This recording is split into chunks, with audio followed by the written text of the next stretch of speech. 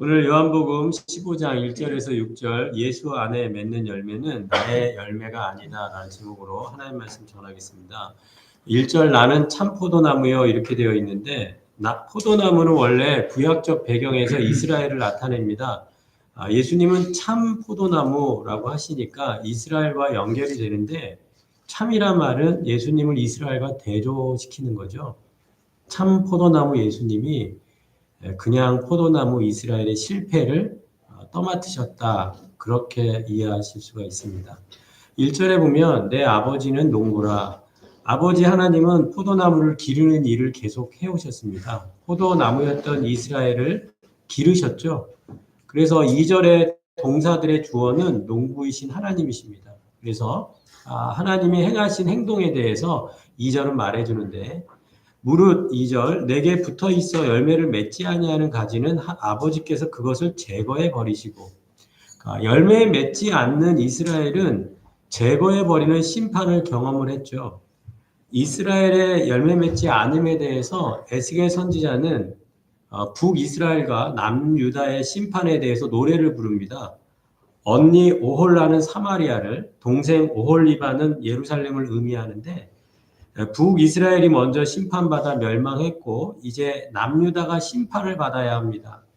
그때 어떻게 노래하냐면 언니의 잔을 받은 동생의 모습을 노래로 표현을 하는 거죠.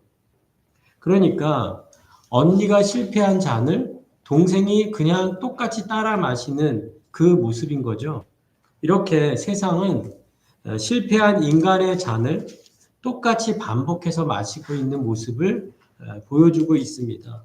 실패해서 배우지 못하고 인간의 본성, 죄의 길로 계속 걷고 있다라는 것이죠. 그래서 아버지께서 그것을 제거해 버리신다라는 겁니다. 하지만 예수님은 그 잔을 마셨습니다.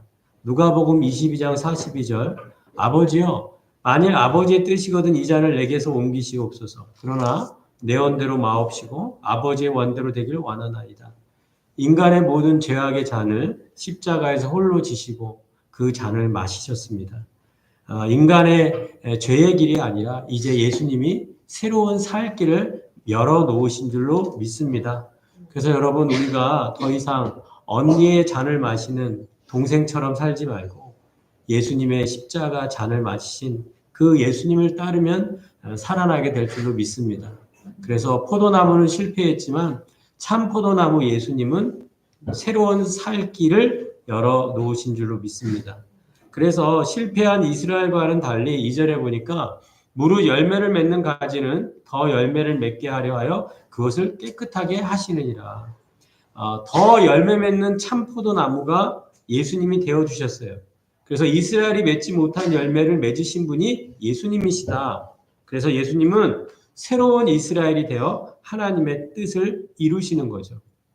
우리가 인류 역사 속에서 이스라엘의 역사를 통해 배우는 게 뭐냐면 율법으로는 실패했다.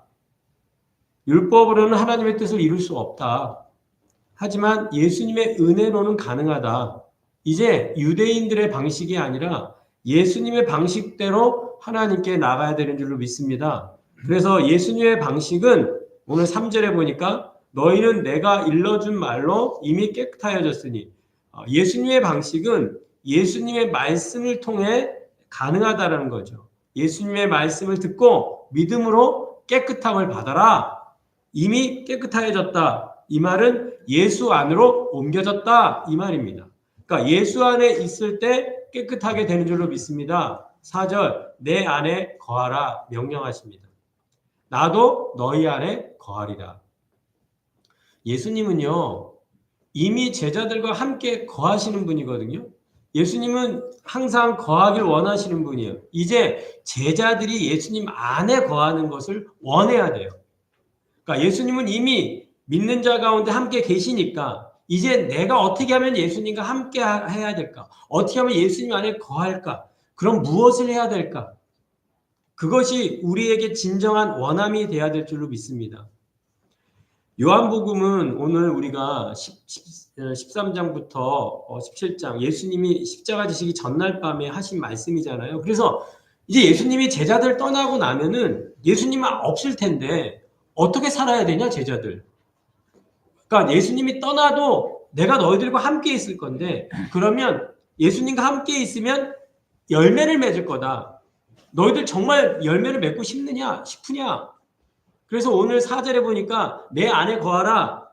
오늘 읽지 않았지만 7절에 내 말이 너희 안에 거하면, 9절에 나의 사랑 안에 거하라. 결국 우리가 예수 안에 거한다라는 건 뭐냐면 예수님 말이 내 안에 거하는 거고, 예수님 안에 거한다라는 거는 사랑 안에 거하는 걸로 성경은 말해주고 있죠. 그리고 10절 내 계명을 지키면 내 사랑 안에 거하리라. 그러니까 계명을 지키는 게 예수 안에 있는 거고, 12절 내 계명은 곧 내가 너희를 사랑한 것 같이, 한번 따라합시다. 너희도 서로 사랑하라. 서로 사랑하라. 결국 예수 안에 있는 것은 말씀을 듣는 거고, 사랑 안에 거하는 거고, 그 사랑 안에 거하면 뭐 하는 거예요? 서로 사랑하는 거다. 이 열매가 맺어진다. 이 말씀을 하는 거죠. 그러니까 결국 우리가 예수님을 사랑한다 입술로는 고백하기 쉬워도 마음으로 막 고백하고 이 주님 사랑해요 뭐 이렇게 할 수 있지만, 서로 사랑하는 건 다른 문제잖아요. 서로 사랑하는 건 뭐예요? 지금 보이는 이 사람을 사랑하는 거예요. 내가 볼 때 너무 밥맛이 없는데 사랑하라는 거잖아요. 서로 사랑하라고 하니까. 그러니까 말로는 쉬운데 관계 속에서 벌어지는 서로 사랑 하나는 어렵다라는 겁니다. 그래서 우리는 예수님 안에 거함을 통해서 어떻게든 사랑하는 사람이 되기 위해서 힘쓰고, 그렇게 예수님을 사랑하기 위해서는 4절 가지가 포도나무에 붙어있지 아니하면 스스로 열매를 맺을 수가 없다, 이렇게 얘기하죠. 그러니까 붙어있지 않으면 열매를 맺을 수가 없어요. 그러니까 포도나무에 붙어있는 것이 생존과 생산성에 있어서 아주 필요한 문제죠. 5절 그가 내 안에 내가 그 안에 거하면 사람이 뭘 한다고요? 열매를 많이 맺는다. 그러니까 가지들은 포도나무 안에 참여할 때만이 열매를 맺을 수 있고, 포도나무는 가지를 통해 열매를 맺는 거죠. 그러니까 이런 예수님과 제자들, 포도나무와 가지가 갖는 본질적인 상호성, 그렇기 때문에 제자들이 예수님에게서 따로 떨어져 나와서 열매를 만들어내는 게 아니다. 인위적으로 만들어내는 게 아니에요. 가지의 열매는 누구의 열매예요? 포도나무의 열매잖아요. 결국 포도나무가 맺는 열매인 거죠. 마찬가지로 예수의 생명이 제자의 삶에서 재생산되어서 이 세상이라는 한복판에서 열매 맺는 제자가 세워졌을 때 그 열매 맺는 제자는 결국 누구예요? 예수 그리스도라는 거예요.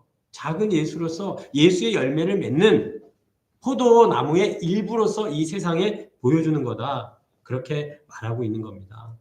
그래서 우리가 서로 사랑하는 모습을 통해서 세상에 뭘 보여줄 수 있어요?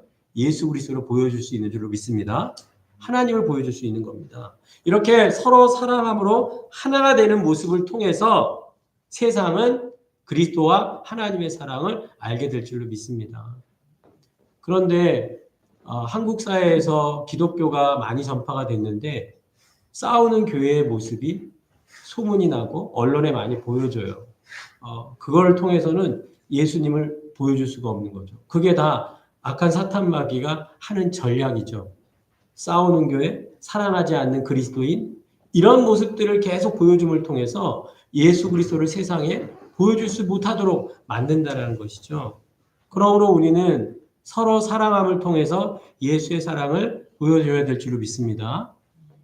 어제도 제가 장애인들 이렇게 섬기는 일에 이렇게 같이 이렇게 현대미술관, 과천 서울대공원 이렇게 움직여 다닐 때 사람들이 다 이렇게 쳐다보더라고요. 장애인들을 한 명씩 손잡고 걸어가면서 또 간식도 먹여주고 또 즐겁게 게임도 하고 주변에 놀러 왔던 많은 사람들이 보고 있더라고요. 거기서 무엇을 발견해야 되냐면 예수 그리스도가 사랑이시구나, 하나님이 사랑이시구나, 이것을 드러내고 보여줄 수 있어야 된다. 그렇게 생각을 제가 좀 했습니다. 우리가 내가 사랑한다, 사랑이 인간에게 있다, 그렇지 않습니다. 한번 따라합시다. 하나님은 사랑이시니라. 참 사랑은 하나님께 있고 우리는 그 하나님을 닮아서 사랑하는 거고요. 하나님을 닮지 않아서 우리는 사랑하지 못하는 거예요. 그리고 하나님의 참 사랑을 보여주신 게 예수 그리스도고 우리가 예수 그리스도를 믿어서 그 사랑을 받아서 우리는 정말 사랑하게 된 존재입니다. 내 안에 사랑이 없다면 내가 정말 예수 그리스도의 사랑을 받았나? 정말 내가 예수 그리스도의 사랑을 아는가? 그래서 이 예수 그리스도로 사랑할 때 진정으로 세상이 나를 통해 예수 그리스도를 드러나고 보게 될 줄로 믿습니다. 이제 6절에 이렇게 얘기합니다. 사람이 내 안에 거하지 아니하면 가지처럼 밖에 버려져 마르나니 사람들이 그것을 모아다가 불에 던져 사르니라. 여기 보면은 자기 의지로 떠나는 게 아니라 오늘 6절에 보면은 밖에 버려진다 그러잖아요. 그러니까 밖에 버려진다라는 건 뭐예요? 하나님의 심판이라는 겁니다. 우리가 예수 안에 거하고 예수 안에 거하지 않는 문제가 나의 의지의 문제라고 생각할 수 있지만 한편으로는 하나님의 심판일 수 있다는 사실을 우리는 꼭 기억해야 됩니다. 만약에 여러분이 속한 공동체에 분열이 있고 싸움이 있고 사랑이 없다. 그럼 그건 뭐예요? 하나님의 심판이라고 보시면 돼요. 우리가 못해서 우리가 잘못해서 뭐 그런 문제도 있겠죠. 하나님께서 우리의 공동체, 우리의 민족, 또 우리가 섬기는 교회 가운데 하나님의 사랑이 충만하기를 그렇게 하기 위해서 우리가 예수 안에 계속 거하기를 힘쓰는 그런 우리가 되길 축복합니다. 다시 한번 기도합시다. 우리의 의지가 아니라 예수님께 붙어있자. 예수 안에 거하자. 그럴 때 진정한 사랑과 서로 사랑하는 은혜가 우리 가운데 충만하게 될 줄로 믿습니다. 기도하겠습니다. 살아계신 하나님 간절히 기도합니다. 사랑이라는 주제 앞에서 우리가 서로 사랑하라는 이 명령 앞에서 우리의 열매가 또 우리의 의지로 되는 것이 아니라 포도나무, 참 포도나무 예수께 붙어 있을 때, 예수 안에 거할 때, 예수의 말씀을 들을 때, 예수의 사랑을 경험할 때 우리는 서로 사랑하게 되는 줄로 믿습니다.